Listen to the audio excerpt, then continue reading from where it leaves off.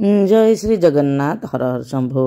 एबे आमे आलोचना करिबा शिवरात्रि व्रत कथा। माने शिवरात्रि किपरि पालन करा जाए बा महाशिवरात्रि किपरि पालन करिबा ताहा शिव पुराण अनुसार। शैव पुराण माने शिव पुराण अनुसार किपरि शिव पुराण किपरि वर्णना हेउछि से विषय रे आमे आलोचना करिबा और सेपरि भाबरे पूजा विधि जानिबा। शिवरात्रि व्रत समस्तक पई बहुत धर्मर उत्तम साधन।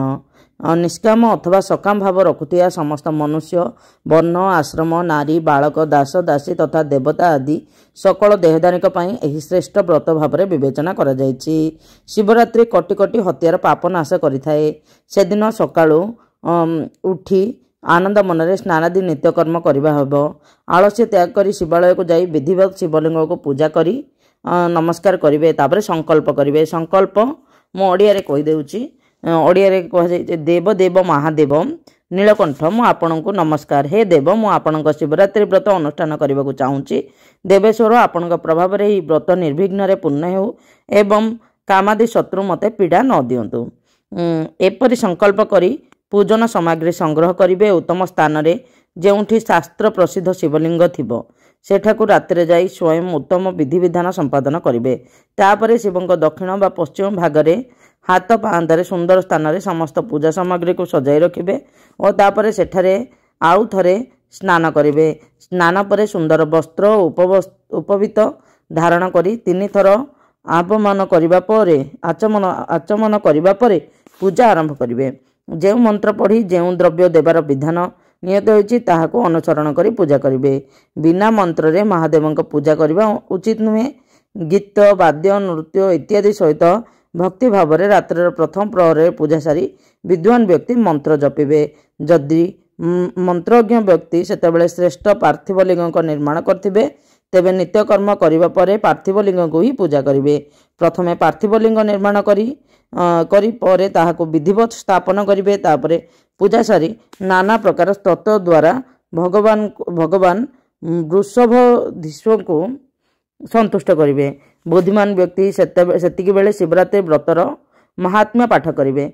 श्रेष्ठ भक्त निजर व्रतर पूर्णता पाई सेही महात्म्य को श्रद्धारे श्रवण करिवे।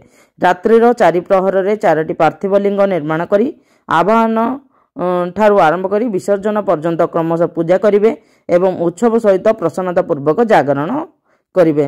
प्रातः काल स्नान कली पुनः सेठारे पार्थिव शिव को स्थापन पूजन करिवे। एही परि व्रत को पूर्ण करी अवनत मस्तक बारंबार नमस्कार करी भगवान शंभु को जड़ हस्तरे प्रार्थना करिवे। प्रार्थना होछि महादेव स्वामी आपणक आज्ञा मुझे उत्तम व्रत ग्रहण करथिले ताहा पूर्ण होइगला। तेणु एबे एहा को विसर्जन करूछि। देवेश्वर सर्व यथाशक्ति मु करथिबा एही व्रतरे आपण संतुष्ट हुवंतु एवं मो उपरे कृपा करंतु। एहा परे शिव को पुष्पांजलि समर्पित करी विधिपूर्वक दान करिवे। तापर शिव को नमस्कार करी व्रत संबंधी नियम को विसर्जन करदेवे। निज शक्ति अनुसार शिव भक्त ब्राह्मण को विशेषतः सन्यासी मान को भजन दे पूर्ण रूपे संतुष्ट करिवे एवं निजे भी भजन करिवे। हरे शिवरात्रि प्रत्येक प्रहर रे श्रेष्ठ शिव भक्त जेउ विधि रे विशेष पूजा करिवे ताहा शुणन्तु।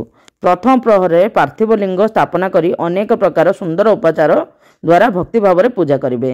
प्रथमे गंध पुष्प इत्यादि 5टी द्रव्य द्वारा महादेव को पूजा करबा उचित। अपन्य द्रव्यर यथोचित मंत्र उच्चारण करी पृथक पृथक भाव में सेही द्रव्यमान समर्पण करिवे। या परे शिव को जलधारा अर्पण करिवे। विद्वान पुरुष अर्पित द्रव्य को जलधारा द्वारा ही अपसारित करिवे।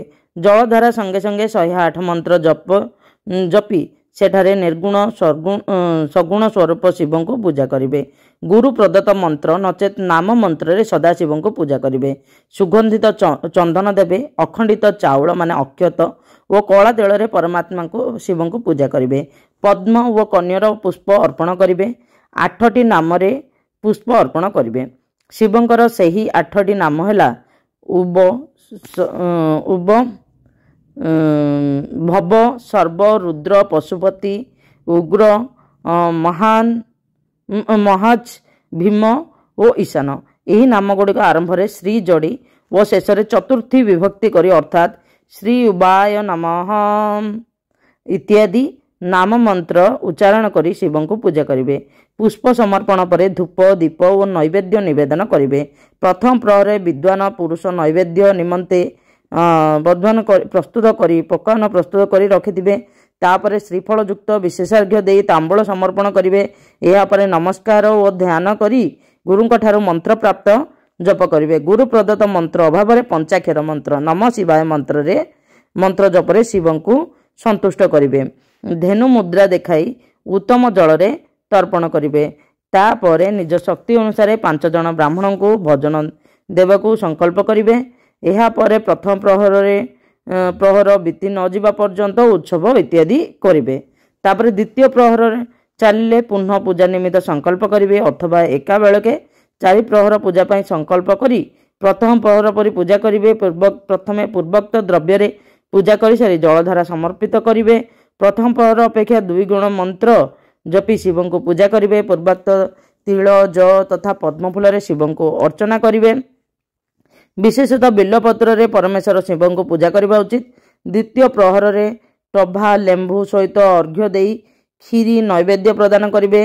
जनार्दन एथिरे प्रथम थर अपेक्षा 2 गुण मंत्र आवृत्ति करेंगे। यापर ब्राह्मण भोजन पाई संकल्प करेंगे। अन्य सबु कथा पूर्व परी करी द्वितीय प्रहर बिताइबे। तृतीय प्रहर आरंभ हो गले पूर्ववत सबु पूजा करेंगे किंतु जो स्थान रे गहम उपयोग करेंगे। अरख फूल अर्पण करेंगे। यापर नाना प्रकार धूप और दीप दे मालपुआ नैवेद्य अर्पण करेंगे। यह सहित नाना प्रकार शाग मध्य अर्पण करेंगे। एहीपरि भाव में पूजा कर सारी कर्पूर आळती करेंगे। डालिंब फूल संगे अर्घ्य देवे। द्वितीय प्रहर ठारू 2 गुण मंत्र जप करी यापर दक्षिणा सहित ब्राह्मण भोजन करने संकल्प कर सारी तृतीय प्रहर अवशिष्ट समय को उत्सव आदि बिताइबे। चतुर्थ प्रहर आसिबा परे तृतीय प्रहर पूजा को विसर्जन करेंगे। पुनः आवाहन करी आदि करी विधिवत पूजा करेंगे। बिरी प्रियंगु मुग सप्तधान्य शंख पुष्पी और बेलपत्र रे परमेश्वर शिव को पूजा करेंगे। से प्रहर नाना प्रकार मिठाई नैवेद्य अर्पण करेंगे अथवा बिरी बरा इत्यादि शिव को संतुष्ट करेंगे। कदला तथा अन्यान्य विविध फल सहित शिव को अर्घ्य देवे।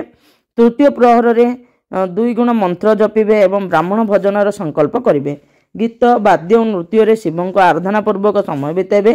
भक्तजन सूर्योदय होगा पर्यंत महा उत्सव करेंगे। अरुणोदय हो गले पुनः स्नान करी नाना प्रकार पूजा उपचार उपहार द्वारा शिव को अर्चना करेंगे। तापर निजर अभिषेक कराइबे और नाना प्रकार दान देवे और प्रहर संख्या अनुसार ब्राह्मण को तथा सन्यासी को अनेक प्रकार खाद्य परसी भोजन कराइबे। यापर शिव को नमस्कार करी पुष्पांजलि देवे और बुद्धिमान व्यक्ति उत्तम प्रकार स्तुति करी निम्नलिखित मंत्र रे प्रार्थना करेंगे। हे सुखदायक कृपा निधान शिव मु आपणक एवं मोर प्राण आपणक उपरे अवलंबित। एपरी जानी आपण जहाँ उचित मन करुछंती ताहा करंतु। भूतनाथ मु जानी शुणी बा अजनातरे जे जप पूजन आदि करिछि ताहाकु बुझी आपण दयासागर होइतिबारु मो उपरे प्रसन्न हुअन्तु। सेही उपवास व्रतर जहाँ फल होइतिबो तद्वारा सुखदायक भगवान शंकर मो उपरे प्रसन्न हुअन्तु। महादेव मो कूଳରେ सदा आपणकर भजन होइथाउ। जेउ कूଳରେ आपण इष्टदेव होई नथिबे सेठारे मोर कदापि जन्म न हेउ। एहीपरि रूपे प्रार्थना करिबा परे शिव को पुष्पांजलि देई ब्राह्मण ठारू तिलक और आशीर्वाद ग्रहण करेंगे। यापर शंभु को विसर्जन करदेवे। हे विष्णु जे यही प्रकार व्रत करे ताठारू मु दूर रहे नहीं। यही व्रतर फल को वर्णना करा जाई परिबो नहीं। मो पाखरे एपरि कौनसी वस्तु नहीं जहाँ मु शिवरात्रि व्रत करितिबा भक्त को देई न पारिबी। जो व्यक्ति अनाशय यही व्रत पालन करथाए ता हृदय अवश्य मुक्तिर बीज बपन हो जाए बोली जान।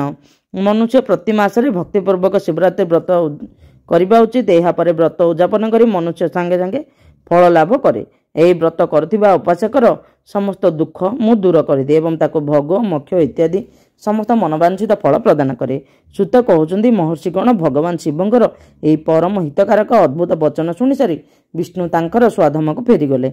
यापर निजर सर्वविध कल्याण चाहूथिबा भक्तों मध्य यह उत्तम व्रतर प्रचार हो गला। एकदा केशव नारद को यही भोग और मोक्ष विषयक दिव्य शिवरात्रि व्रत विषय वर्णना करथिले। यह रहिला आमर कटी रुद्र संहिता रचित शिवरात्रि व्रतर कथा। आपन जदि ये तथ्य भल लगिला निश्चित भाव लाइक शेयर एंड सब्सक्राइब करदे। कमेंट रे जय श्री जगन्नाथ कहदेवे। जय श्री जगन्नाथ। हर हर शंभु।